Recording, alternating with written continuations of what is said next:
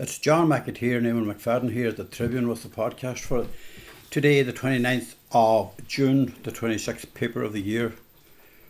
And weather, Eamon's not very summery, really, is it? No, it's not. It's absolutely terrible. Brutal, to be honest. I just hate to be on holidays up here at the minute.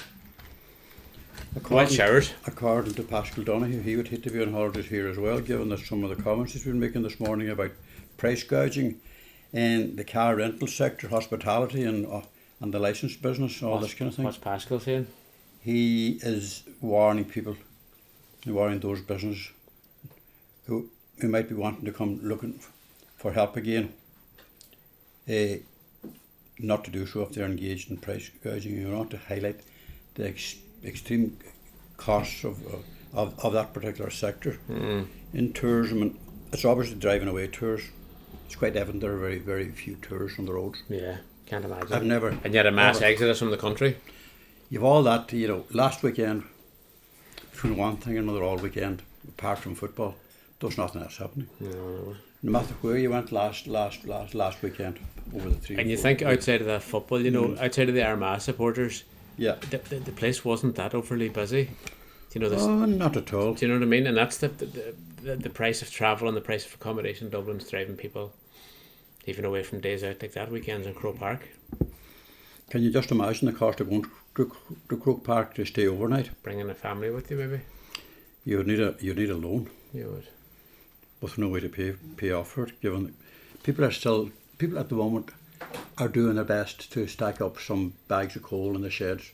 Coal is going to be heading for €50 a bag for a 6 kilo, for a 40 kilo bag, and people aren't going to be fit to pay for that. I mean, if it does, some of the suppliers are warning it's going to be over 50 when the next delivery. People stockpiling now. In a month's time, people are trying to stockpile. I don't know what it's costing at the moment. Is it over 40? Yeah, certainly 35. Yeah, I think so. I think it's headed for 40. If you have a range, as most people, many people have ranges. The cook on, they've sent a eating of it. 4 bags of coal a week in the months of November, December, January, February doesn't look at them. Yeah. And pensioners, what do they have in fuel allowances? €28 a week. It'll buy about 4 stone of coal, half a bag roughly. And you consider like they're there at home all the time, It's I hate to be optimistic, but there's no reason to be pessimistic. There's nothing else but pessimism everywhere you go. Because at the same time, we're just learning that Ireland is now the most expensive EU country for a lot of foods, alcohol, tobacco, 17% above the EU average, dairy products 25% above, and we're producing and exporting dairy products. I think 90% of the meat and dairy products that we overseas, produce goes overseas. Huge amount of butter and all. Bread and cereals are up by 20%. Those prices are likely to continue throughout this year and probably throughout next year as well. And yet at the same time, you have this contradiction. Aer Lingus, well, this is a different issue, but Aer Lingus has cancelled 12 flights at Dublin Airport today due to the spike in COVID. And that's going to continue. This other wave that's coming on now. Another wave. And all of that is feeding into to the conversation at the moment. I mean, it's a very rich diet of negativity. But you know something? We'll get through the summer. Hope that by somewhere or another that things will settle down to a more normal thing. And just on a very light-hearted note, I noticed that Paul Mescal's GAA shorts that he wore in Normal People, they're to be auctioned to support the Ukraine Filmmakers Festival. Cheers. I just hope that he has a spare pair. Otherwise, you mightn't present a very nice sight walking down the main street. Bare ass. Bare-faced cheek. Eamon, you've been talking to Carol Callahan. Aye, Carol O'Callahan. A lot of people would know Carol. She worked up in the Glebe Gallery and she worked up in Glenveigh and a few different places like that. But Carol is a lifelong artist, and I would know Carol a long time. But I didn't actually sit down and chat about her history in art or her life in art until during the week, and got a good chat with her there. But fascinating story. Carol came up here. She grew up in Dublin. Her mother was an artist. Her granny was an artist. She was I suppose she was primed to go to art school from her young days, but she ended up going to the NCAD, the National College of Art and Design, and graduated there. But when she graduated there, I don't know what her ambition was immediately, but she ended up getting off the bus in Letterkenny, and she As one does. came to take on a new job out at the Glebe Gallery. This is when the former owner of the estate up there, Derek Hill, was still alive, and I kind of remember this actually. I kind of remember spent a lot of time out there, out in that Church Hill area. Yeah, that was it. Would have known Derek Hill.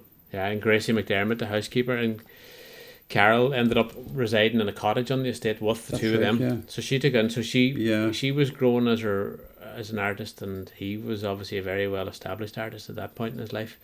And but Carol has gone on to forge her own path now. And her work is brilliant. Like you see when in the paper, there's loads of lovely portraits of a few recognisable characters from there. She really specialises in portraits capturing people and places, and that's something she has really developed now. So Are those local people there? like there, for example, there's a beautiful portrait of the late Dermot Walsh, the hotelier, and all that. That was a special commission from the Colmcille Heritage Centre that they had requested, him being a founder member. There's a really lovely one, actually, of the late Willie Brady. Willie was the gardener up at Glenveigh. I knew him. You know, the Bradys would be synonymous with Glenveigh, and I know very much so. Carol's very close with the family, and Carmel Brady's still with us, and I seen her recently. It was great to see her, but there's a few ones like that, and she's really forging. She really has a great way of capturing the unique kind of spirit of everybody, and Carol, she launched a new website and all now. She can see her work there too. Anyway, we will move on a little bit and wish Carol well. I would have known her back in the day, and she's involved in many things out there. She's a kind of synonymous with the whole area now. Something completely different. Just last Thursday night, sometime late into the evening, I got a phone call from my neighbour out the road in Donegal, Danny Kelly, that a man had arrived with a dog and a handcart, and he was going to be staying overnight locally, and he's walking in 40 countries over 5 years. He's now 5,700 kilometres into what's going to be a 25,000 kilometre walk. And his name, the story reads Mutsi on Tour visits Fanet. And if you want to check that out, check social media, Mutsi on Tour. His real name, if I can find it here and pronounce it, Karsten Rink. And you're saying he had a handcart? He built this himself. All his worldly belongings are in this two-wheeled handcart. On the top of it, as you can see there, we can't show it here as we're talking, but the top of it is just a little place where his food is stored, and it's his table for himself, and where he just literally, out of that handcart, he can survive and live, because in there is a tent that he can erect. Oh, it's just like a wee trailer nearly, isn't it? Well, he's pushing that or pulling it after him around Europe for 5 years. And he's taken this beautiful dog, a pointer, along with him. Gorgeous thing. It's absolutely gorgeous. It's mad as a rabbit. I mean, she was chasing midgets around the garden out of Danny Kelly's all evening while we were there. And she's as fit as a fiddle, and her coat is glistening. But he's a very, very interesting man. He has been to East Germany, he's done the Czech Republic, the Netherlands, West Germany, back and forward, Luxembourg, the UK, all of it. Northern Ireland, and now he's here in Ireland. This is his 11th country, and he's moving on then back from Cork, probably into France, and then up into Spain, Portugal, Italy, and beyond that. But he's doing this. He's confesses that he's had mental health problems in the past. He was formerly a lorry mechanic, right? Small company run by himself and his father.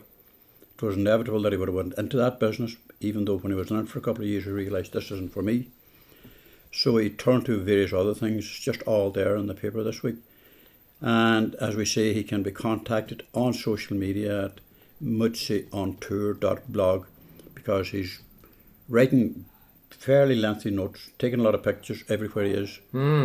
He had come across on the ferry into Rathmullen that afternoon. Sure, plenty of ones are meeting him along the way. It's very distinctive. The yellow handcart is a big, tall, heavy-duty thing. Several hundredweight, I would imagine. Takes a strong man to pull that along for a day. Well, he is a big lump of a buck, isn't he? But so far he's been extremely lucky. All he needs is an old wallsteads or an empty building, he can just bed down there for the night. He has make up his own bed and all of that, and the dog just lie beside him. And he's going to be doing that. He's now 14 months into that, so he has 5-year project. 5-year project. Will he ever finish it? Maybe he will.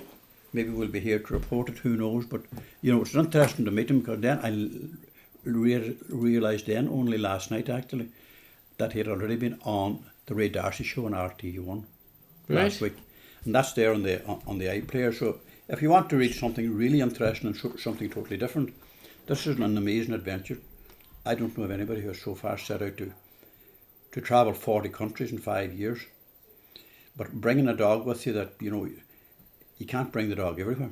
So you have to make sure that wherever you bring the dog, it's suitable and it's acceptable. But he's planning 6 months ahead of himself, so he has his itinerary now up until Christmas time. He spent last Christmas time in the south of England. He was given the loan of a nice motorhome for 3 nights, and a couple of other nights then somewhere else for the new year. So that was one of the interesting things that we came along with this in this paper. Yeah, takes all sorts. Liam Blaney, Councillor Liam Blaney, 19 years in the council, becomes the Cahiria on Monday last. That's right. We have that on the front page. Front page there, John. That's it, Liam. The third generation of the family to be elected to that position. Long synonymous with the council, going back to the way into the foundation of the state, I suppose. Oh yeah. And Liam, for Liam, as you say, 19 years in the council now. He was co-opted on originally, but has returned successfully every year, every election since. So a great day for him. He becomes the Cahiria of the council. Yeah, you know, like, there's a whole huge history there on the Blaneys dating back to the 1890s in the Rural District Council, I think. It might be a brother of his grandfather. James Blaney. James Blaney served on the Rural District Council, and other members of the family as well. Neil was elected to the Dáil in 1925. His grandfather. He went on to be, an interesting record there, you know. Yeah, well, that's it. Neil T was other family member. Neil T and his father Harry both served that position of first citizen of the county there. So it's well, Neil T was that kind of a legend who went on to become an MP. He was a legendary figure. He was one of the most talented politicians never to become Taoiseach. He had this ability to talk for a good hour without stopping his hour's breath, and every last sentence of it remained highly informative and interesting. But Liam now he's going to have a very busy year ahead of him, and we wish him well. He has priorities there in relation to Mike and in relation to his own electoral area. Yeah, a bit of regeneration for Rathmullen, Melton, Milford too. Stuff that's all very realistic and also very, very achievable. When we look out the window here and we see downtown Milford here, it's pretty empty looking on a Wednesday afternoon. A bit more colourful than it was a few weeks ago with that. But just on a side note of that there too, the Lake Concollia is who takes over from Councillor Martin McDermott is Michael Naughton. Michael Naughton will do very well. Good post for Michael, I suppose. It's a good post for Michael, but he's not a busy man. Right, we're going to move on. We're going to look at the Lennon Festival, even though I don't have a festival programme. They're all sold out. The Lennon Festival has all kinds of goodies going on. Not this weekend, but next weekend at the big bands.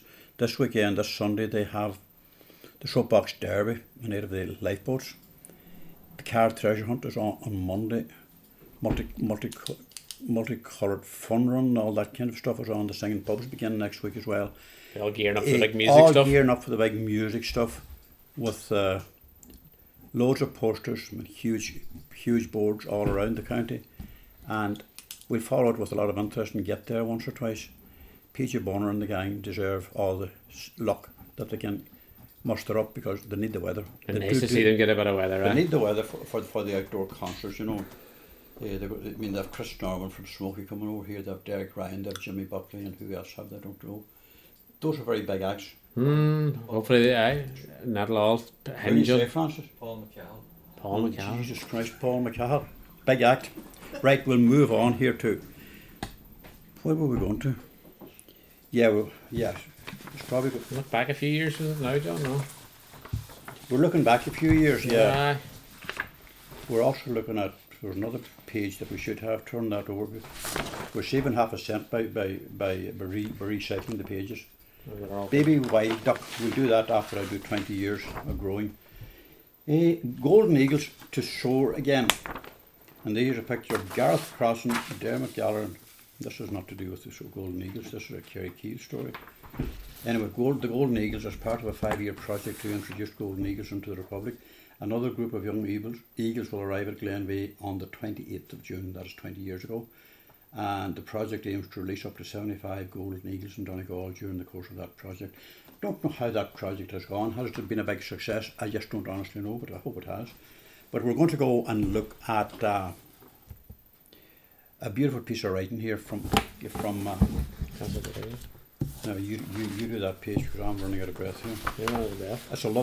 She's a lovely writer. Tirconaill. Yeah, absolutely beautiful. Formerly from Glen Carrigart, mm-hmm. and the author of College Girls.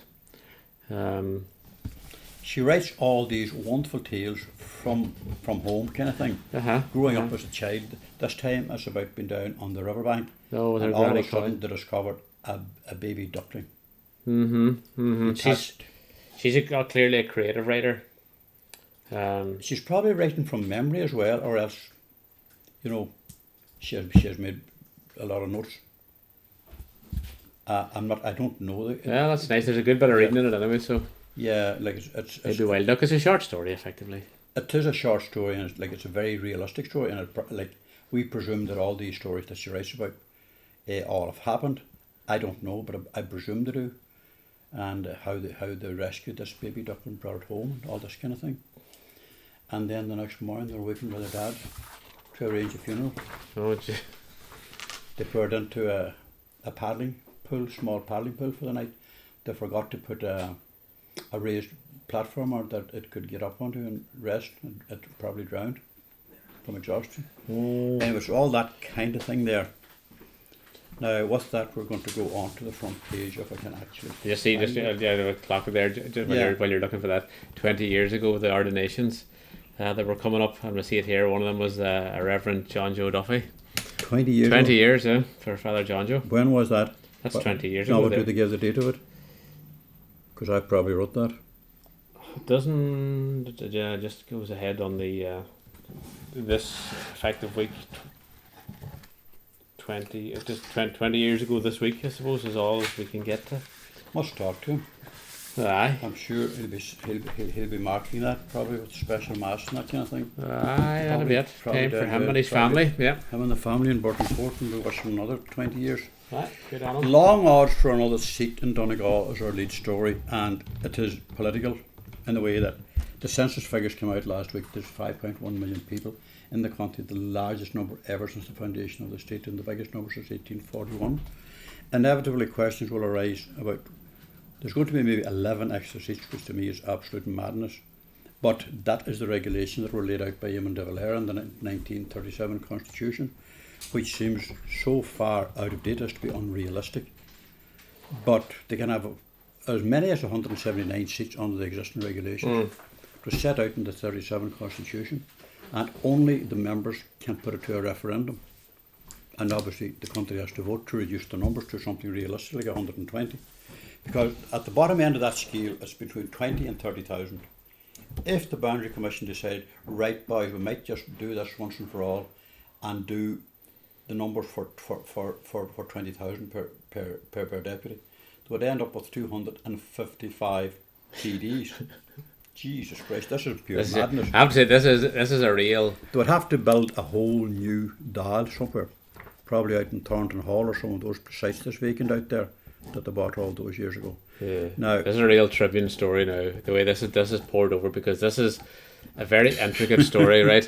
And I have to say, because there's all that detail distilled down into the reality of that, and that the way that you put it there. I mean, what's the equivalent if it was if the same measures were adopted in the UK or America? I think that was. You would be looking at 2,800 MPs in the House of Commons, and was it 11,000? Capitol Hill now, where Trump was making all the news, they would have 11,810.